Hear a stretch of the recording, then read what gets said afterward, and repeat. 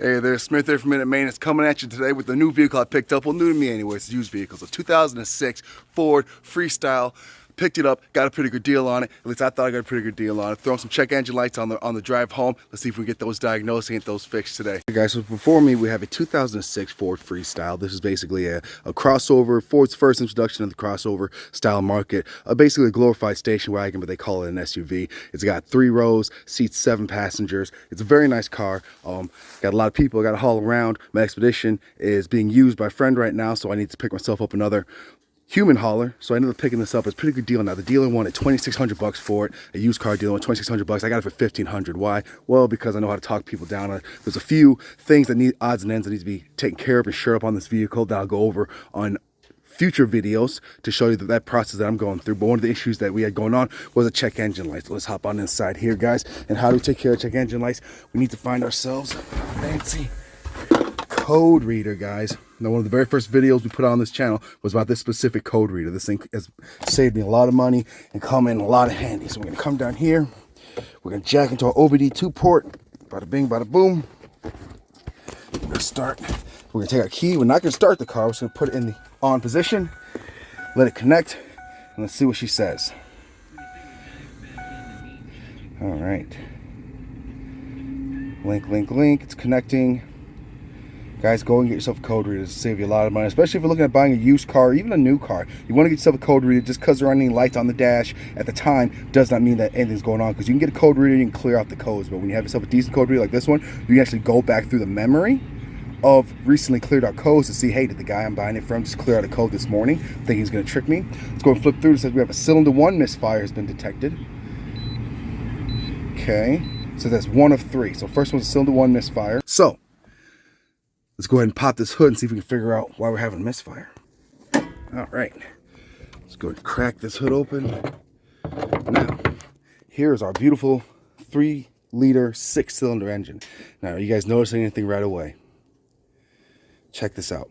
Remember I said this car sat for a long time, right? What happens when things sit? Well, people like to make it their home. And look what somebody did.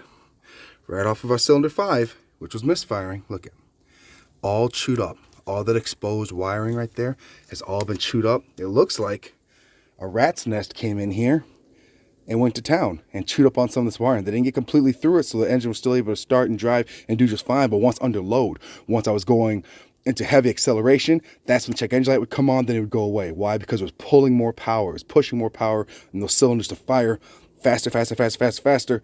That's when it finally overloaded the little bit of wiring that was left. So what we're going to do, we're going to go ahead, we're going to trim this up and we get all that reconnected.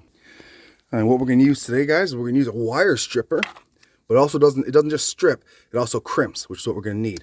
We need to crimp, and we got ourselves some shrink tubing with some butt connectors. This is about $4 or $5 at O'Reilly. So it has these butt connectors. We're going to clean up these wiring. We're going to stick one end through one of those metal pieces, the other end of the wiring through the metal pieces, and put that shrink tubing on and heat everything up. It's going to shrink and be a nice insulated, perfect setup here. So first things first, let's come down here. Let's remove more.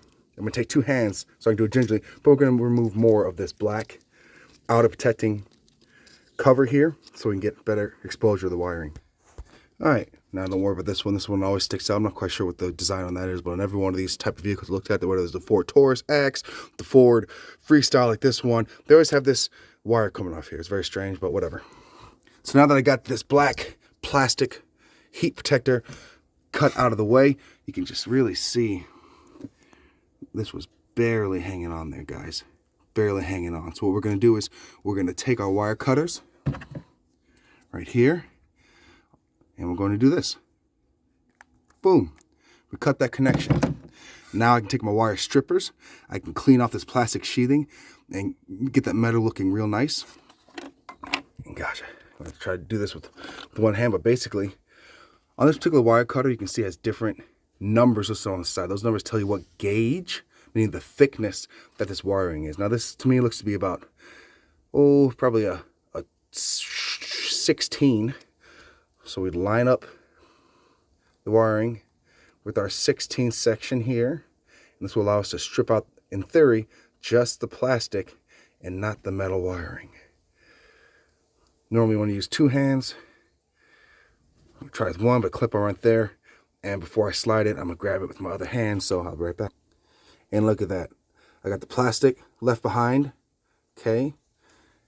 And boom, it even shirred up, dressed up all my wiring there. That was all nice, loose, and frayed. Now I'm gonna do the same thing over here. I'm gonna come down here.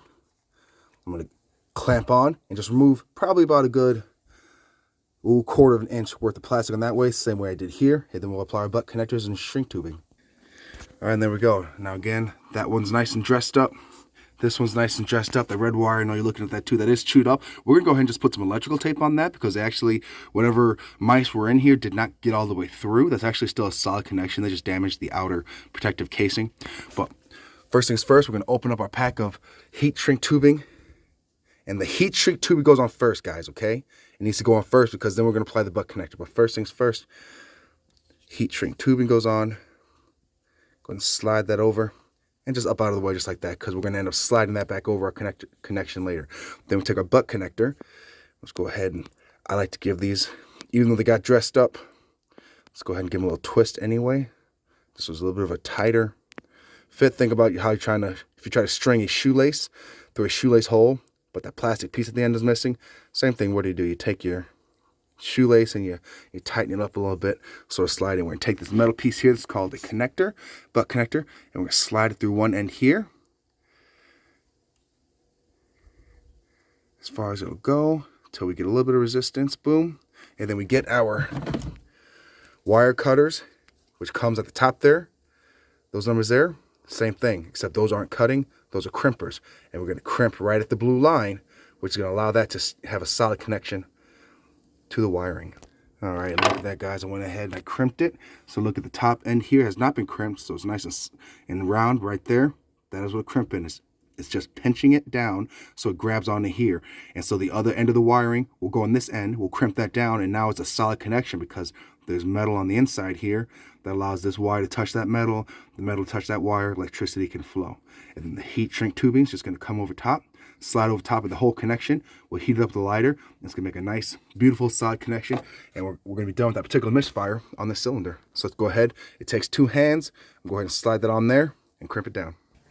And there we go. Now that we've got it connected on both ends there, crimped down on there both ends.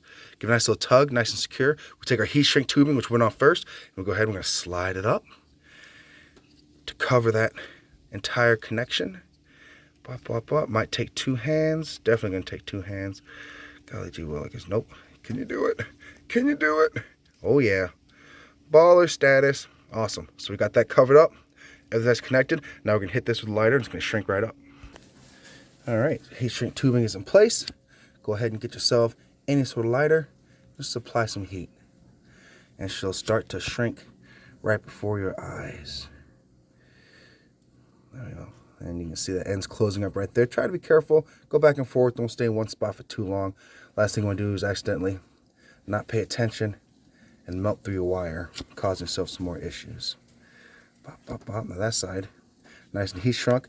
And we're going to get down here and shrink that side up as well there.